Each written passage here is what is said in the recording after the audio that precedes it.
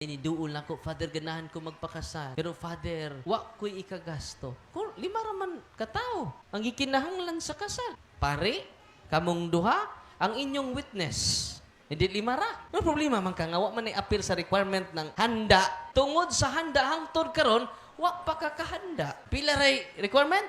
5. Pakanon lang nimong pare. Pwede ra yung usa ka manok. Apil requirement ng inyong Buddha. Apil na. Pwede rajod ng inyong sinina ron. Simple na mga ingkasan. Saan man magpa-garbuso manggudta. Tinoo dili. Kanahan tagtaas kaayog pasuhan. Sa Father, kinanong taas yung pasuhan na. Sige, magsugot sa minteryo. Yan na. Hanggang yung taas tagpasuhan.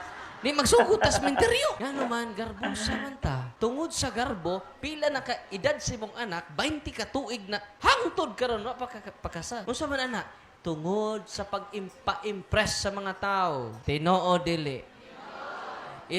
Tanang requirements sa simbahan, i-prepare na. Pwede ra jud mo kaslo luyo sa Kriste. Pwede ra jud ka mo simbag alas 6. Yung futuro mo jud koy kuan jud. Ato lang ta sa Kriste, Father. Bas pwede ra jud. Oh, dawaton mo ba si kuan? Na yes, I do. Dawaton ba nga imong bana? Yes, I do. Dawaton mo ba nga? Yes, I do. Puro ra yes, I do. Naman case dayon. Human. Pero ba na yung pare? Human! Garbuso, makita.